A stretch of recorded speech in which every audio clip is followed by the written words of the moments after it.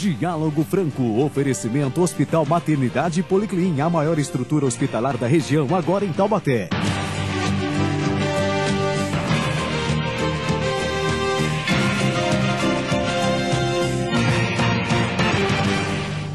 Olá, muito bom dia a todos. E neste domingo nós temos a satisfação de recebermos aqui no Diálogo Franco o Dr. Carlos Camacho, que já nos visitou anteriormente, e a sua presença aqui hoje é fundamental em função do que nós vamos lhe perguntar, e certamente o senhor vai nos responder. Dr. Camacho é difícil até de apresentar, já que é uma pessoa eclética, cabedal ambulante de cultura, como eu costumo definir, presidente do PV da capital. Bom dia, um grande prazer em recebê-lo novamente. Bom dia, Carlos. Tudo bem? Obrigado. Então, tá bom, vamos conversar hoje especificamente sobre o ambiente político, que agora a gente já começa a respirar aí com as eleições do ano que vem. Mas eu queria iniciar dizendo o seguinte ao senhor. O senhor foi exilado político no Chile. Esteve também em outros países, e ainda como refugiado, no caso.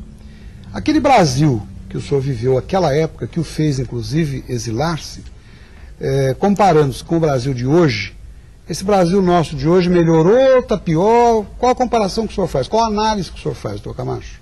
A minha resposta é um pouco agressiva. É um pouco agressiva porque eu tenho uma frustração.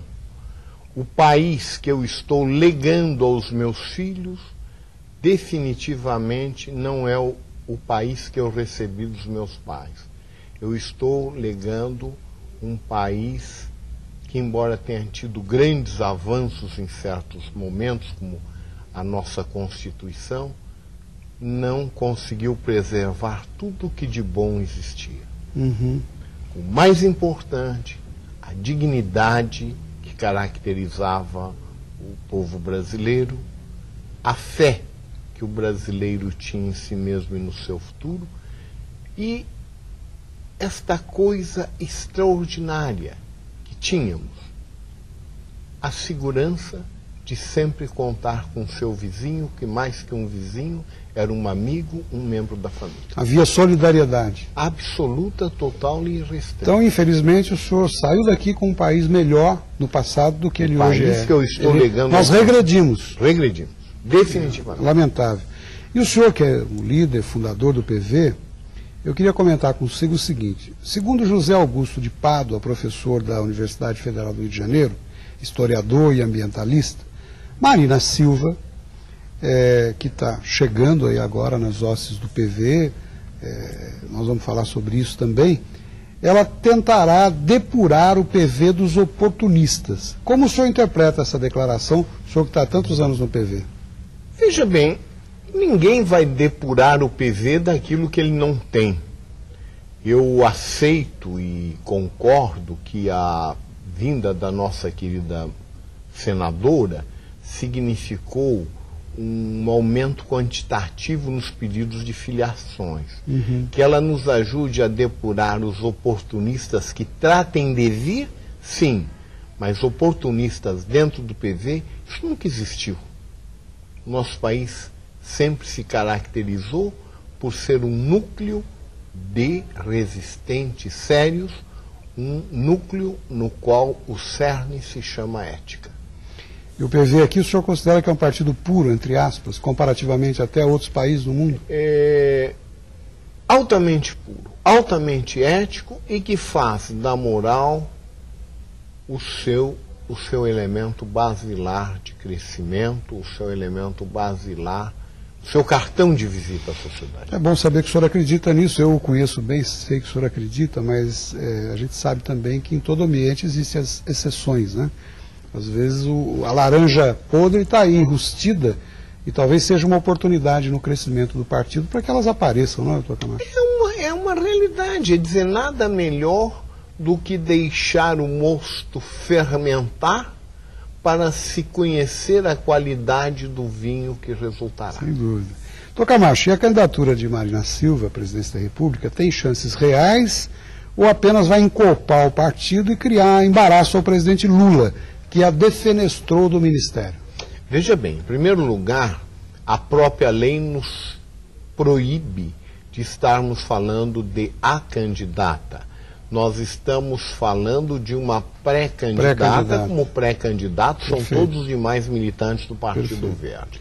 candidato só após a convenção Só que após definiu. a convenção. Isso, respeitamos, o respeito à lei é o nosso credo. Bem lembrado e aceito o puxão de orelhas. Não, Vamos de em maneira frente. nenhuma. Agora, não resta dúvida que é um fato novo na política brasileira. Uma mulher, uma negra, uma pessoa de origem humilde, como se define no Brasil. Foi alfabetizado aos 16 anos pelo alfabetizado Mobral. aos 16 anos, remava 17 quilômetros para ir até a missão católica, onde ela foi, recebia os ensinamentos basilares, chega a obter um título universitário. É um fato novo em política. E eu, como gaúcho, até costumo replicar dizendo: tem uma grande razão para admirar e agradecer cada vez mais a figura de Plácido de Castro, que foi quem incorporou o Acre ao Brasil. Quer dizer, mais um serviço do Brasil, de um gaúcho ao Brasil.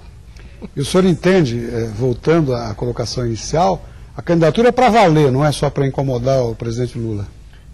Ninguém põe o seu nome à disposição do juízo das urnas, e o senhor, como que já vivenciou essa experiência, sem ter certeza de que o seu esforço, o seu trabalho será recompensado de alguma forma. Muito bem. Até porque em política não existe derrota. Existe a não vitória, que é diferente de derrota. Sem dúvida, sem dúvida. Doutor Camacho, o secretário-geral da ONU, o senhor Kim Moon, disse aí outro dia que o Brasil tem que estancar o desmatamento, enquanto todos os outros países integrantes da ONU devastaram, desmataram tudo no século XX. O ideal seria que esses fossem obrigados a repor o que tiraram, e não condenar tão somente o Brasil a ser o pulmão do mundo a essa altura. Eu pergunto ao senhor o seguinte: não seria mais interessante criar-se uma política para que a árvore em pé possa valer mais que a árvore abatida, cortada, enfim? Como o senhor vê isso? Meu querido amigo, em 1945 descobriram o que o urânio significava como fonte de energia. E descobriram também que o único país que detinha urânio em quantidades capazes de satisfazer o mundo era a República dos Estados Unidos do Brasil, como então se chamava. Fizeram aquela célebre proposta de que internacionalizássemos as jazidas de urânio, o que o nosso querido Oswaldo Aranha disse muito bem: assim que vocês internacionalizarem as jazidas de petróleo, de ferro, aliás, de carvão e de outros combustíveis, dos quais o Brasil é pobre. Enquanto a árvore no pé não tiver um custo maior que a árvore deitada, não haverá preocupação pela árvore. Sem dúvida. A É preferível derrubá-la. Prefiro derrubá-la. Agora, é política do Partido Verde preservar as nossas florestas para o povo brasileiro para o século 21, 22, 23. Até porque no dia de amanhã nós poderemos exportar oxigênios. E os países do mundo inteiro poderão pagar por esse oxigênio sem necessidade de pagar o frete. Nós vamos chegar aí um dia, é isso que nós esperamos, que é a melhor forma de fazer com que a gente realmente preserve. Eu vou pedir um minutinho de licença, vamos para um breve intervalo e já voltamos com o Dr. Camacho. Fique conosco.